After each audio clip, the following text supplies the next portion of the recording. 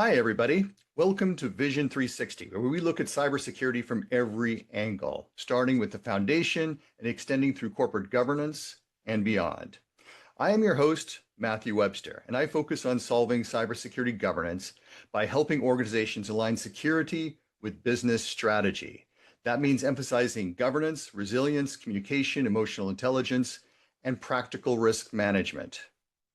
My approach is shaped by decades of experience in the field, including several chief information security officer roles.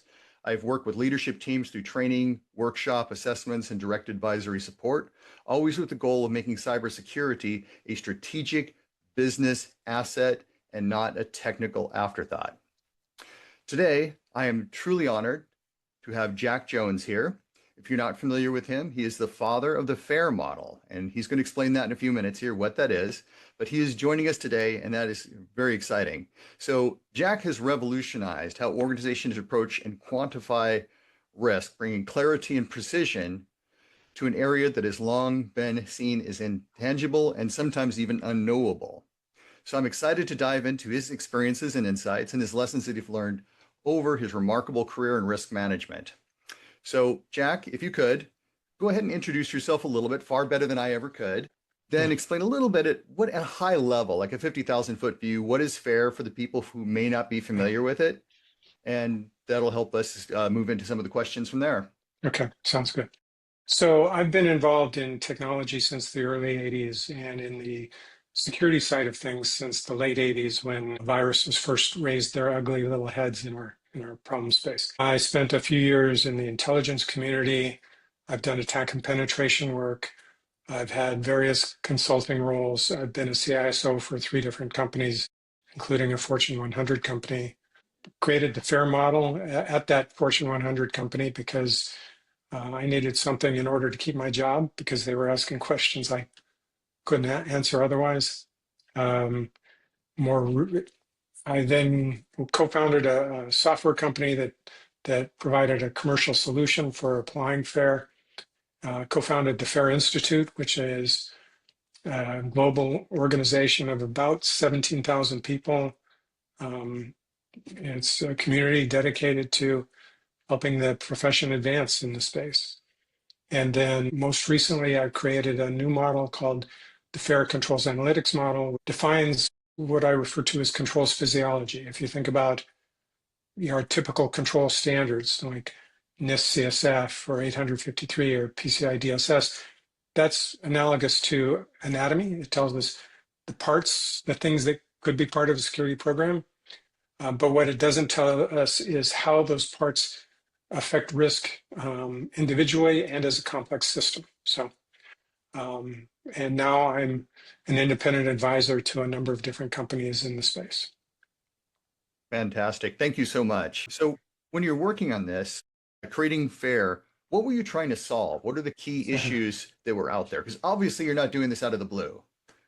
No, so it was 2001. I was the new CISO of Nationwide Insurance. And as a new CISO, one of the things you have to do is put together a strategy to solve all their problems and go beg for money. And I went on my dog and pony show, and one of the executives listened to my spiel and then said, "So tell me, Jack, how much risk do we have?" And I was prepared to talk about threats and vulnerabilities because that's what I knew as a traditional security person. But that wasn't what they were interested in. They wanted to know how much risk they had. And I shrugged and I said, lots. And they said, if we spend these millions of dollars you're asking for, how much less risk will we have? And I knew I was in trouble then. So I shrugged and kind of hung my head and said, well, we'll have less risk. And that executive knew he wasn't going to get a better answer. It was a teaching moment. He was telling me, unless I could speak in those terms, I was just very expensive noise. And, I left the meeting going, he's got a point. And if I want to have any tenure here, and actually not just that, but really it was easy to recognize that this was something I didn't understand, but I needed to understand. So I set about trying to solve it, and that's why I created FAIR. And FAIR is, just to give people a sense for what it is, a simplistic description of it. It's a model. It describes the factors that drive how much loss exposure an organization has, essentially the frequency and magnitude of loss for various scenarios they might face. And so it's just this model. That's all FAIR is. But in applying FAIR, you can do it qualitatively, you can do it quantitatively, you can be very sophisticated in your data sources, you can be very rudimentary in your data sources, but the model works with any of that. And of course, some of those things, greater sophistication and better data very often give you better results. But regardless, even in its simplest form, FAIR is inevitably better than waving a wet finger in there and saying, well, this is high risk or whatnot, right? I think that's a very human situation that you're bringing up that a lot of CISOs have faced earlier in their career. Yeah. So, and there's always a lot of misconceptions and things like that. Like for example, one of the big ones that I see in the cybersecurity community, and you see this out there through a lot of it, is like cost per record. That applies some places, and I respect in the places where it could kind of apply, and it's not perfect by any means, but Yeah. sometimes to get the idea across, it's quasi okay. But how do you respond to some of those types of miscommunications, and how Yeah. utilizing FAIR or other methodologies, whether it's quantitative and diving into the details, have you helped to dispel some of those cybersecurity myths that are out there? Yeah. So with regard to that particular metric, unit cost per compromised record, um, that metric has been around for a long time. It's never um, it's never been a good metric. It will never be a good metric. It, but as a place to start, if an organization wants to do that, that's fine. But like anything else in this space, and we were talking about this before we started recording, whatever approach you take, whether it's FAIR, whether it's something proprietary, whether it's unit cost per record, whether it's some other metric for characterizing the value or liability of some asset, there are limitations. And in this case, with a unit cost per compromised record, that suggests that the losses from data breaches scale linearly, and they do not. They don't even close. I mean, it's not even close. I mean, if you strictly use unit cost per record as the basis for loss magnitude, for small breaches, the difference between reality and that unit cost is smaller. But once you get into the big breaches, which is what organizations care about, they frankly don't typically care about the small breaches. It's the big breaches.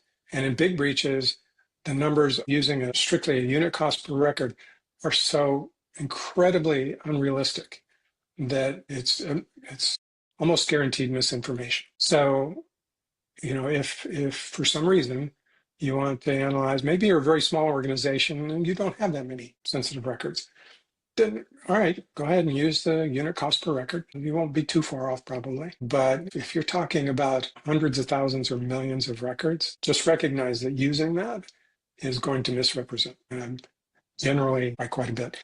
And here's the problem, because if you use that and you create this number that is gigantic, way bigger than is reality, you take that to the CFO, they're going to laugh you out of the room. Your credibility is going to be shot, right? So, there are these metrics and there are these methods and there are these misperceptions out there that can put us in a pretty bad spot if we don't understand what whatever it is and what its limitations are. So you don't want to go into risk measurement quantitatively or frankly qualitatively. You don't want to go into that blind or poorly informed. And unfortunately, most of the risk measurements in our profession today are just really poorly informed. Yeah, I mean, to your point there, like I've worked with a lot of different CISOs that have gone into risk management. Now they use, we either inherent risk or maximum possible loss. Mhm. And what a lot of the solutions out there, and this is one of the challenges that I find, they'll just mention that inherent risk. And I'm just going to use $100 million as the example. You know, that is not a good conversation with the CFO because those are highly unlikely events. You know, it's something you have to pay attention to, but it's kind of like a footnote over on the side. But I have seen CISOs come in and present this to their CFO, present this to others after purchasing some big solution they think is going to solve all their problems, and they don't. For me, that's very painful, but Yeah, those types of myths still exist, and I work to for try to sure. change those. But why do you think they exist? I mean, some of it is going to be marketing, of Yeah, course, but why do you think they yeah, exist, and what can you do to help others communicate that that type of metric is simply insufficient when talking to your board of directors or yeah. talking to others? Well, there are a number of things. So, first of all, our profession's approach to risk measurement and even our understanding of what risk is typically very superficial and wrought with misperceptions. That said, that's what we've been using for years, and we've many of us have based our reputations on these things and given presentations at major conferences, advocating for these things that are fundamentally flawed. And so there's this investment that many in the profession have had in current practices. And that's never a comfortable thing to back off of. When I was first developing FAIR, it was really uncomfortable because I'd been doing it the typical way, no, that's high risk for years. And here I was developing a model that was telling me I'd been wrong, sometimes really wrong, for years. And that was not comfortable. And when I first started encountering that, I was like, no, I can't be that bad. And I would push back. I would really dig in and try to essentially defend my position, and and just never could. So after a while, I just kind of shrugged my shoulders and said, okay, um, I have been really wrong for a long time, and now hopefully I'm doing it better. And I got used to being wrong. I got used to proving myself wrong. And the teams that worked for me, when I was first introducing FAIR, they would bring stuff to me and I'd like see great big gaping holes in it. It was not comfortable for them, but I never did it in a way to make them feel bad. It was a learning opportunity for both of us. And by the way, I would do that to big four firms for, come in and do a consulting gig for nationwide insurance. And they'd have their findings and they'd be labeled, they'd have a whole bunch of critical and I would like, nope, and I'd have them in a room and we'd go through each of those and I'd just tear their shit apart, you know. Again, not comfortable, but it's, that's the only way we improve is by looking for opportunities to improve and not continuing to try to defend or accept things that just really don't stand up. So that's one thing is sort of this investment in how we've always done it. But there's another thing too that I think is really important and that people don't tend to think about. And that is, have you ever read the book Super Forecasting or Super Forecasters? You'll love it, right? Look that up. And it's a book about essentially studies that have been done and are being done that shed light on what makes someone really good at forecasting, making estimates of future events and that sort of thing. And one of the key elements is just critical is timely feedback on the correctness of your estimates and forecasts, right? That is one of the most important elements in becoming really good at estimation and forecasting. And risk analysis is estimation and forecasting. It just is. And the problem is we don't get timely feedback. We do our audits and security assessments and whatnot, and we label stuff high, medium, low, whatever, critical. Nothing happens to prove us wrong in a timely fashion. Somewhere down the line, maybe there's a loss event that could have been avoided if we'd done a better job measuring and communicating and whatnot. But we don't make that association. We have no way to make that association. So we blissfully go about doing stupid stuff, right? Because we don't get that feedback, right? And so I think that is one of the other really key factors in why the profession doesn't recognize that common practice around risk measurement is just fundamentally broken. From my perspective, I think one of the challenges there too, because you go in and get an assessment from an external company, and they're going to go through and say, look, you've got a non-patchable system, obviously critical risk. And it's just kind of like, oh, yeah, that's horrible. Yeah, And that's a big challenge too, because just because that's you've got an old system, it doesn't mean critical risk. absolutely It not. might be a likelihood if somebody gets by, but you have to look at the vectors of attack, how people are getting into systems, what type of data is on the Compensating system. controls, what kind of data in a high threat landscape? Is it internet Yes, facing or is it buried deep within your core and with very different threat landscapes? So, yeah, that is a great example of sort of the ultra simplistic approach we've taken as a profession that just it doesn't even pass the laugh test. Honestly, yeah, when you think about it logically, it is entirely indefensible. And so, as a profession, no profession likes to think of itself as immature, right? Our profession is very, very young, which means it's immature, right? of course. And the analogy I use, and some people don't like this analogy, but the analogy I use is our profession, a risk measurement management perspective. Our profession is roughly equivalent to medicine before modern medicine existed, essentially bloodletting and those sorts of things, shamanism and whatnot, right? That's where we are as a profession by and large, in that pre-modern medicine stage. And things like FAIR and using, data and whatnot begin to move us into the equivalent of modern medicine. And I mean, begin to move us in. That's a longer conversation we can get into, but that's where we are, honestly, in terms of the maturity of the profession in this dimension. And that's not something to be ashamed of. Every profession evolves from somewhere. All the professions we think of as advanced or sophisticated or mature today went through this stage, every last one of them. But it's important to recognize where we are so we can go, oh, okay, yeah, that's not great. Let's look at the things we need to do to grow up, to become mature. So one of the things that I have seen in risk management, like let's take the insurance profession for a while. I know that there's a Yeah, lot of pundits that are out there who believe that cyber insurance is uninsurable. When you're talking about the risk of earthquakes and some others, for example, there are yeah, actuarial tables you can pull from to say what's the likelihood and what's the impact. And you can get all that information. You can make pretty strong assumptions based on the yeah, data. But when it comes to cybersecurity, there are a lot of different variables that come into it. So let's say two yeah, companies have the exact same firewall. One yeah, could have the firewall completely misconfigured.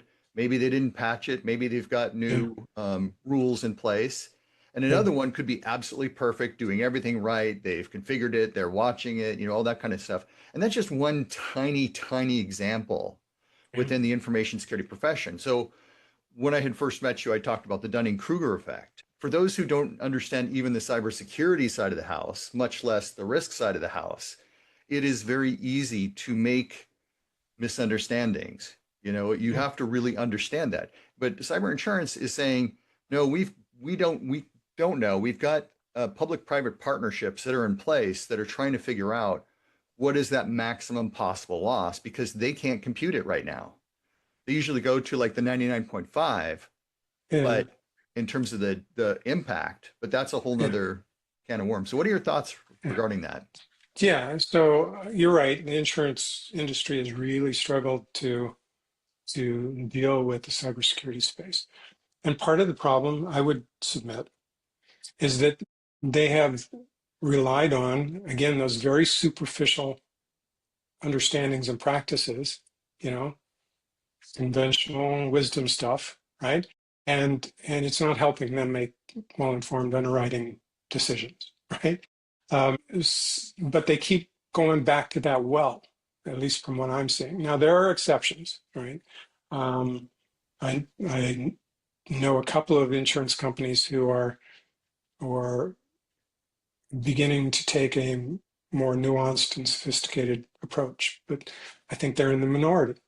Um, and so, until they work a little harder at that and set aside sort of conventional wisdom, they're going to continue to struggle. Now, your example about the firewall, right? So, insurance questionnaires and whatnot will say, well, do you have firewalls? And, they'll ask 20 really easy questions or maybe 200 questions. Very often aren't the right questions. But here's the thing, we tend to focus on the point controls, the firewalls, the passwords. Do we have these policies to, that sort of thing, without a couple of things. First of all, understanding how the controls landscape works as a complex system, right? You can have great point solutions in place. You can have some of these things actually set up and configured right and whatnot, but there's an upstream or downstream dependency, that isn't being with or managed, it isn't on the questionnaire. And so as a result, the fact that you've got this one thing nailed down, it may not matter. There's this sort of systems view, or what I refer to as physiological view, understanding how the landscape works, controls landscape and whatnot, and knowing where the dependencies are and what they are, because that can make for a very different set of questions that would identify that, okay, yeah, these two companies both have firewalls, but you know what? The way this company answered these other questions over here tells me the odds are their firewalls aren't managed well at all, right? And so there's that. But there are things too, like, for example, there are a couple of metrics that are, in my view, really critical for understanding, measuring, and managing a security program. And they are the frequency and duration of variant conditions, control deficiencies. I refer to them as variant conditions. But so let's say we continuously scanned the network perimeter of some organization. Let's say two organizations. And we see that one of them has red flags, some sort of finding come back with a higher frequency, and they stay in a red condition longer than the other one, right? All the same controls are in place on the surface, right? But these deficiencies, are more frequent, and they last longer, right? Those two organizations are being managed very differently, right? Sure. So that is, in my view, kind of a canary in the coal mine, right? Even though internet-facing information on organizations is typically not a good, reliable reflection of how a program is run, you can have metrics like that can give you insights that otherwise you'd miss. So again, I think the insurance industry needs to be thinking differently than most of them are, and looking for indicators of what I think of as true maturity, right? The more mature organization is going to have a lower frequency and shorter duration of variant conditions than a less mature one. That's one, I think, very strong indicator of an organization's maturity. So what I'd like to do is break down, because there's a lot of different definitions of maturity that are out there. Yeah. On one side, you've got some like integrated risk management. If you pull up NIST CSF and you take a look at the implementation tiers, that's one definition. Another one could be CMMI. Another one could say, well, are we really doing a deep dive from an architectural standpoint to understand the technology and understand how things are related to one another, so you can look at those cascading failures? And there are others like attack pathway analysis, and the list goes on. What do you mean by maturity? Maturity. So a mature organization is one that can achieve and maintain an acceptable level of risk over time. Okay. All right. That's a mature organization. If you can't achieve or maintain an acceptable level of risk over time, you're not a mature organization. Now, with that definition, how many mature organizations do you know? Scant few. Scant few, if any, right? Most organizations are pretty good, but not many. Yeah, well, most organizations can't even do a decent job of just defining what an acceptable level of risk is. If you haven't done that, then no, there's literally no way you can be mature under this definition, right?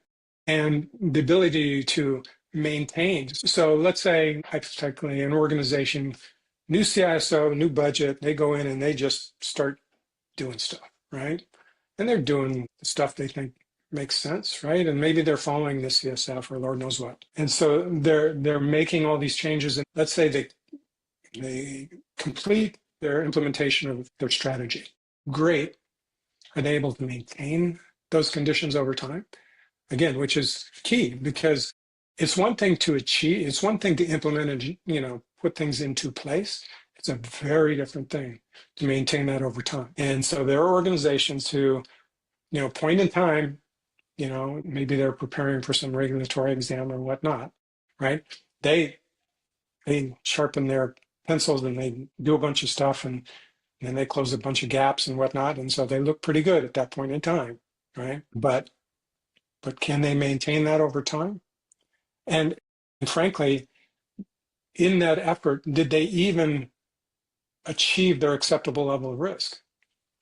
I'm not sure I've ever seen that, right? So yeah, my definition is I think very different from most, but I believe it's measurable, and I believe it gets to the point. I mean, we exist as a profession. We exist to help our stakeholders, our organizations experience a frequency and magnitude of loss that is acceptable. That is the only reason we exist. We do not exist to patch, to define policies, to do anti-phishing training. Those are all means to an end, right? And so we have to think, I think our North Star should be this recognition that we're here to manage the frequency and magnitude of loss. And if we start there, then things start to be clearer and make more sense. We can make better decisions. We can measure things better. Our metrics, are meaningful, all those things. Yeah, and I really like that definition, because I think one of the things and it kind of bleeds into the whole industry and a lot of trends that are going on in the industry, because it kind of gets to the heart of the matter. Because when I look at the CISO role, yes, compliance is good, but when you say go to the board of directors, and I've seen some of the statistics that are out there, they think of risk as compliance. Yeah.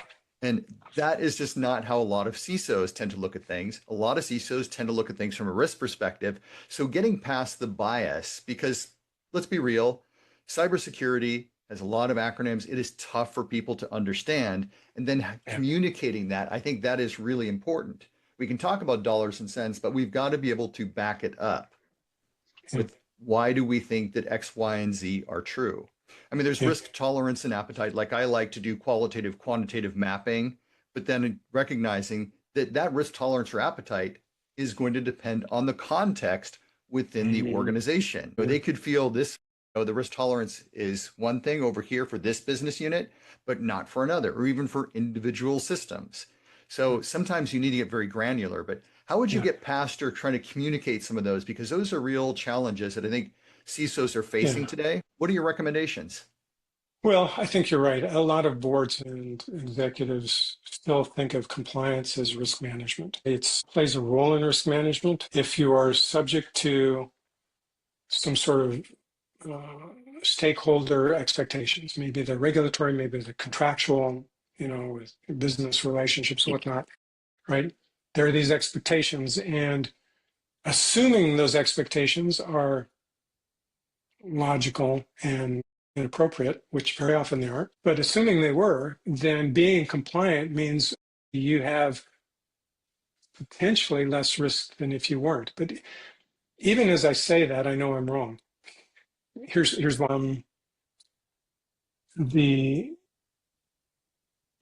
The compliance models, checklists, whatever you want to call them, frameworks that we rely on, again, are operating from a very superficial understanding of our problem space. And for example, let's just, let's take, and I don't have the reference numbers memorized, but, somewhere in this CSF, there are control objectives for detection, logging, let's say, all right? And so great.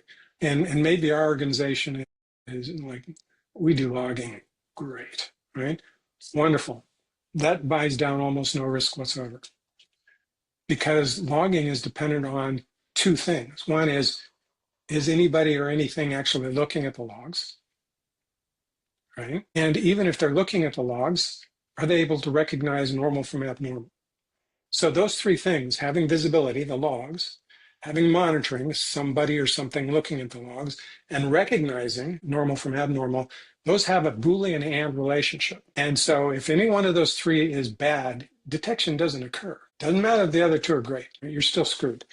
And so in a compliance model, it's just, you know, typically what happens is they'll use some sort of ordinal scoring 1 through 3 or 1 through 5 or whatnot, right?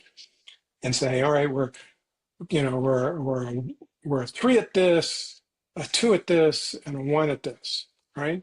And so on average, we're a 2. No, you're a 1, right? And so compliance models have, again, they're overly simplified. They don't the components as a complex system. And furthermore, they are very much a point in time. Again, I've been a CISO, I've played the game. We have some upcoming regulatory exam or whatnot. And so we make sure that we've checked all the boxes, right? And so let's say we pass the exam. Well, tomorrow, something may have changed in our risk landscape. And if we were to be examined that next day, maybe not all the boxes are still checked. All right. So compliance is point in time and is not a good indicator of current state. Yeah, I mean, I'm very big on that particular point. Like, I'm a big fan of continuous monitoring. Yeah. I like to know because, like, configuration drift would be a perfect example of what you're talking Mhm. about. If something happens and somebody needs to run on things, you've got some executive yelling and they change the Yeah. firewall rules to open everything up. I mean, there Yeah. are all kinds of problems that go on. I've seen some MSSPs that are managing firewalls, and you ask them to do a VPN ACL. They say they do it, but they don't do it. They've opened up your third party to your entire organization, especially when you're dealing with flat networks and things. I mean, Yeah. it's a huge problem to be able to Yeah. know what's going on. So that monitoring is really important, but what level of monitoring is going What in? But then, level, how frequently, you know, and again, being able to recognize the significance of some finding, because, there may be other controls in place that mean that wide open firewall channel, might not be that big a deal if other things are in place. But if you sure. don't understand these other things and how they play into the scenario or whatnot, then yeah, it's very easy to go, oh my God, we've got a any to any in there. That's nuts. That's got to be critical risk. No, it doesn't No, have not to be. necessarily. Yeah. Maybe, but again, it's just another example of the fact that we have to better understand how the landscape works as a complex system. Yeah. The other thing I think that's important too, and I think you've been hinting at it, but haven't stated it Mhm. explicitly, are things like the business impact analysis. Like, I am so huge on the business impact analysis. I think it's one of the most important things that Yeah, CISOs can do is to yeah, get aligned with the business and help the business get aligned with both IT and cybersecurity. And that can help to identify those things. The other side yeah. of it is you take a look at that, you can really expand that out. Like, a lot of people think, oh, it's just about the systems, you get your disaster recovery plan and you go from there. To me, that's a simplistic view of things because you should look at, well, how about data? What type of data? What does that really mean? Because then you could say, Mhm. great, where is it located in the systems? What are the critical systems that are out there? Like, Yeah, if we use Maersk as an example, they obviously didn't have a lot of patching and things like that. They had 55,000 machines compromised in 7 minutes, 2 hours. The whole company was down during their 2017 incident. So things like that are really important to take a look at. But the other side of the house is taking a look at the mission critical objectives of the mhm. organization. And you brought up a good point. You might get that point in time, but great, we met it. But are we still protected Yeah. against the mission critical objectives for an organization? So there are other approaches you can take. What do you recommend as a CISO to go in there and figure out the best way to protect an organization, identify the risk based on that business alignment? Well, I mean, to your point, businesses are rarely static. They tend to evolve and change and morph sometimes very quickly. especially these days. And so being integrated into the processes the business follows for change, right, is really, really important. If you can be a part of, so like when I was CISO at Nationwide, we were deeply integrated into the system development lifecycle. Anytime, even a small IT project or change was being spun up, we were at the table. Now, that did not happen easily and did not happen overnight. But once we had that engagement and visibility, we were able to make a much greater impact on the organization's risk management. Now, there's another part to that story. So when we first implemented that, and actually it was my predecessor at Nationwide who implemented that process. But the problem was the security personnel who were performing that function, being sitting at the table, they were, doing this. It's high, whatever.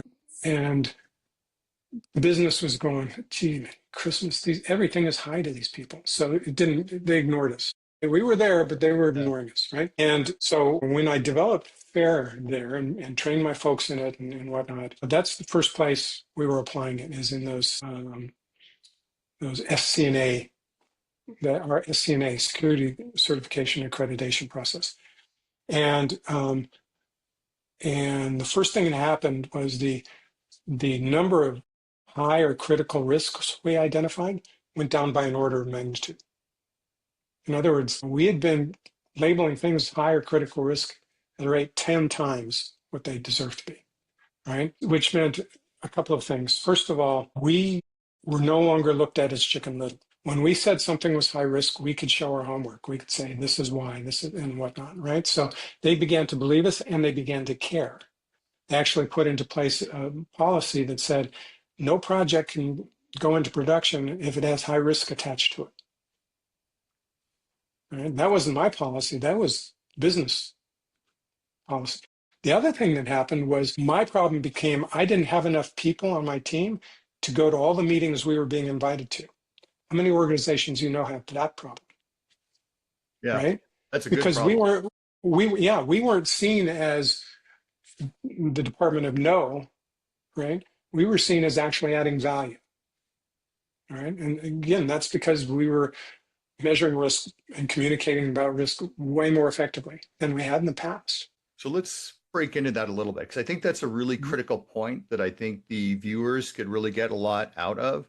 So how did that process take place? You had the order of magnitude reduction in risk. What took place in there? I mean, are you saying, hey, all those critical findings, are you tying it into business, or what is that process to do things? I respect it, but I think people could value from that discussion. Yeah. So, let's say we're at the table for some IT project and they're wanting to do something. And we're evaluating, my security architects and analysts were at the table and understanding what they're trying to do. And then they were applying FAIR to do a FAIR analysis and characterize the loss exposure associated with what the project was wanting to do. And sometimes in some of those projects, their plans were not good ideas from a risk perspective. And so we would be able to say, okay, look, here's how much risk, given what you want to do and how you want to do it, here's how much risk you're imposing on the organization.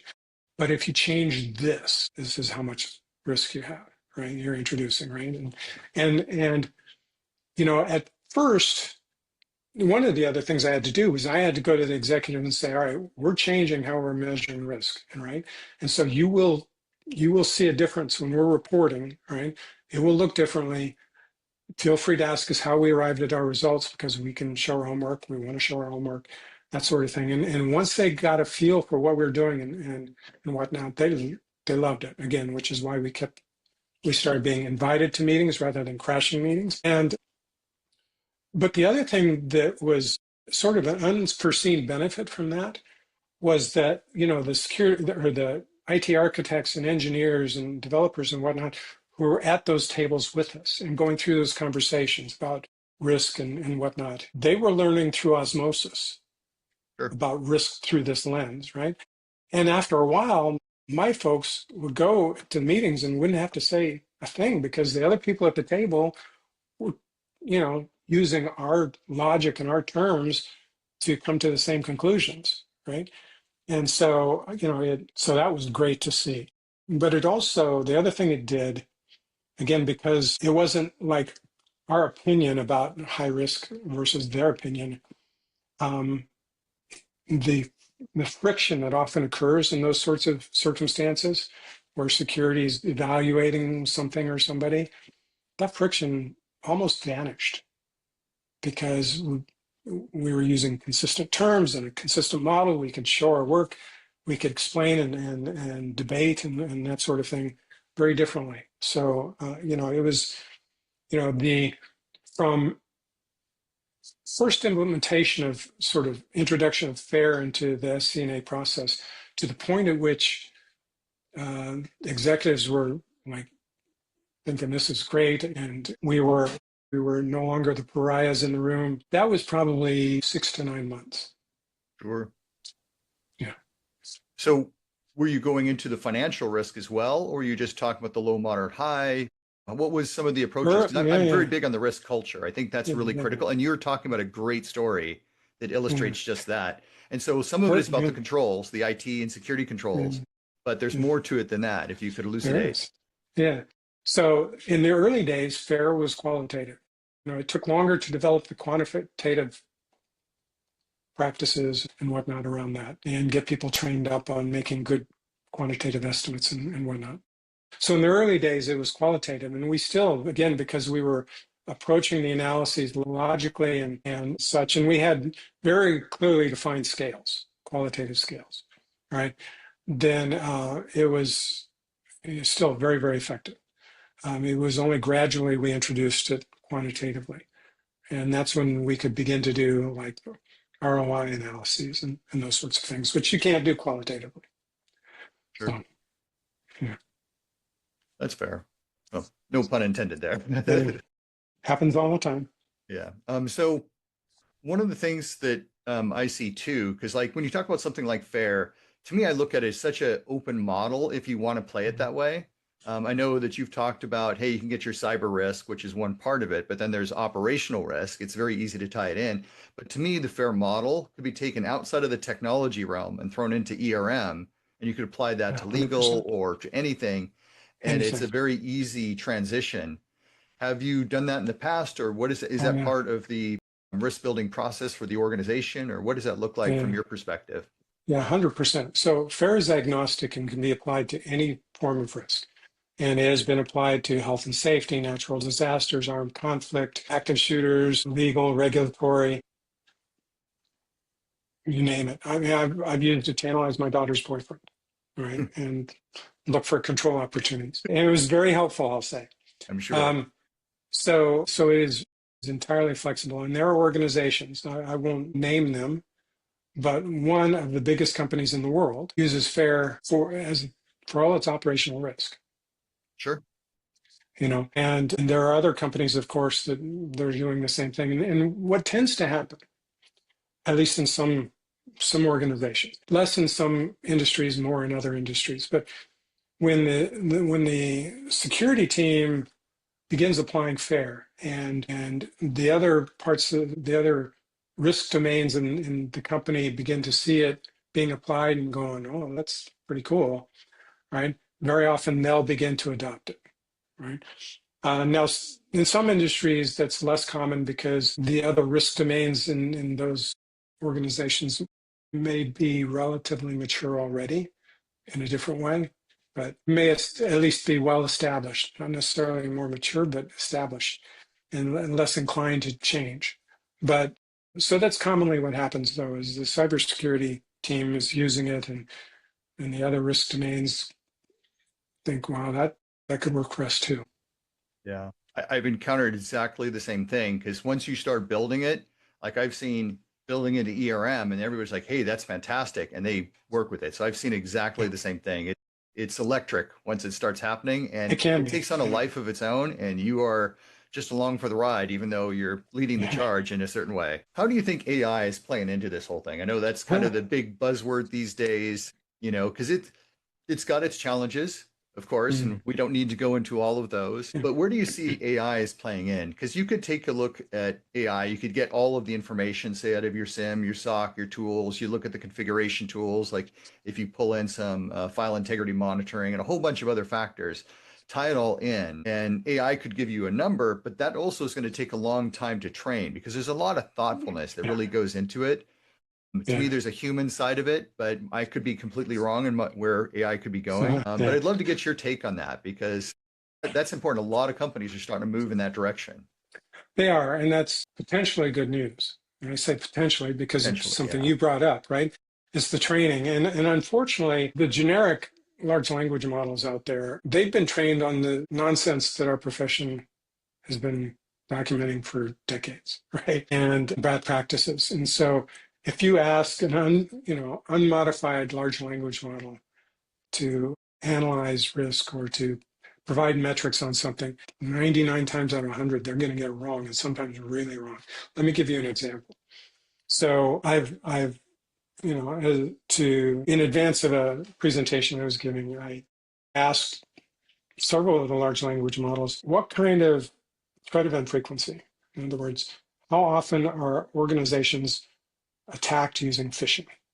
And this was more specific. It was mid-sized healthcare organizations being attacked through phishing. And the LLM per second came back and said, you know, hundreds of thousands of times, whatever, some huge number.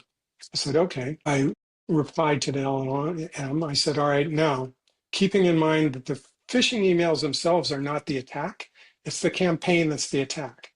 It has multiple tentacles, if you will, those emails it sends, but it's the campaign that's the attack, not the emails themselves, right? Which dramatically reduces number. Furthermore, I point out to the LLM, a large percentage of the phishing emails are not targeting the company, they're targeting individuals trying to get someone's bank account number or whatnot, right? So given those two considerations, what do you think the frequency is? And it went off and churned and came back with numbers that were much more reasonable. But the problem is large language models aren't trained in those distinctions. And so it's going to give you garbage. And I have seen, a gentleman who reached out to me a while back, very excited. He'd figured out how to use large language models to do fair analyses, to automate fair analysis. And he asked if I wanted to see it. And I said, yeah, absolutely. And it was a disaster. It was just fundamentally just not even close. And of course, they didn't like hearing that, but that was fact. The bottom line is, until we train our large language models on, you know, on more sophisticated sources and better data, they are not going to be as helpful as we think they are, and they can seriously mislead us. But speaking of which, I'm in the process of creating a custom GPT for risk analysis, and early indications are this is going to be a really strong model, but time will tell. But at least that's the kind of thing that needs to take place. And by the way, I'll be making that model publicly available Oh, probably sometime in September.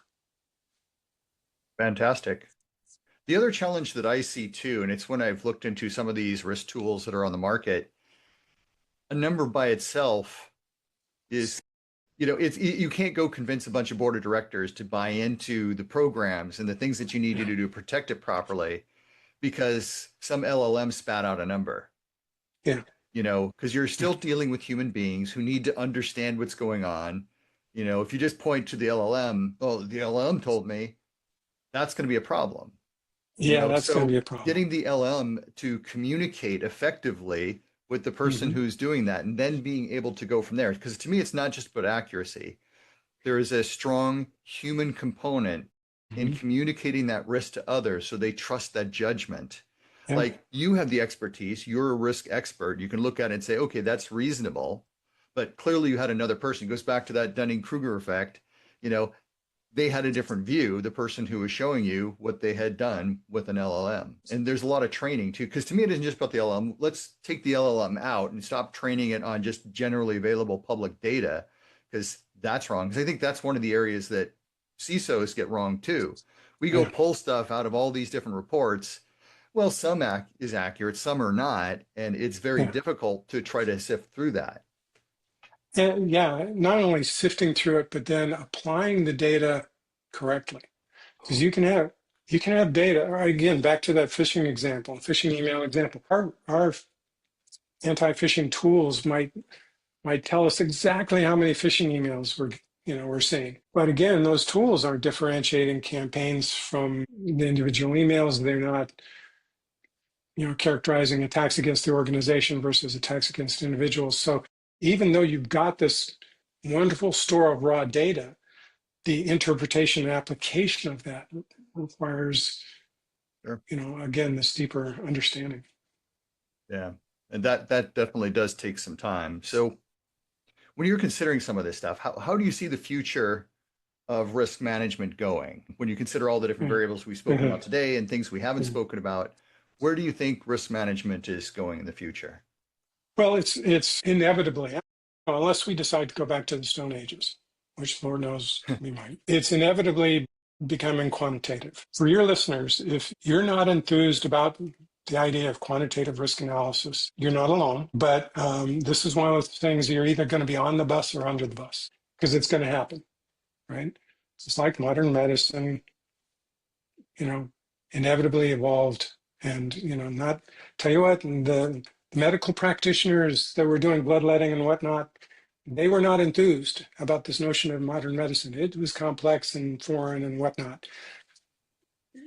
So you can be one of them, or you can join the future. So it is going to be quantitative. AI will play an increasingly significant role, right? Because we will be training AI better over time, right? We will have better sources of data. And so, the good news is a lot of the run-of-the-mill day-to-day sorts of things that can take a lot of our time in risk management, right? A lot of those things can be automated, but there are important components of it that I don't believe can be, right? There are going to be one-off ad hoc situations, questions, issues that are not going to be automatable, if you will. And that's where the risk analyst, they'll get to deal with these cooler, more interesting, more challenging sorts of scenarios analyses, at least for some time to come, I believe. So that's all good news. Now the bad news, there's bad news, as you can imagine, is the threat community. We've been worried about this for a few years now, and threat community using AI. But Sure. I think recent advancements in AI are going to prove especially problematic for us. Those being agentification. There has always been an inherent constraint in the threat community, and that is manpower. Now, there are a lot of them. They're very busy and they're very productive, but there's always been a finite number of them, right? With agentification, that will not be true. They will be able to create agents that specialize in profiling targets. And they don't have to just go out, they have to choose one target to profile this week. No, they get to do them all now, right? Once they've profiled, that information will go into, another specialized agent of unlimited numbers who can then begin the probing and sort of the next stage of the assault. And there will be another one that can take over once a foothold is taken place. And there can be another that, so the bottom line is the inherent constraint of numbers of threat actors is going away. And it's going to be sooner rather than later. And I expect that's going to be very bad news for all of us. Yeah, absolutely. Um, I mean, if you and some of the statistics that are out there, I've seen 10 trillion or even higher for the global. If cybercrime were a country, that would be the GDP of cybercrime. And the numbers have been growing up at a pretty frightening rate. It sounds yeah, like you're saying this is going to accelerate oh yeah, pretty I, drastically. I, I And my the unfortunate forecast, thing, crime pays. it does, and very often doesn't have meaningful consequences. So I believe this is what we're going to experience in the next 12 to 18 months is a dramatic increase.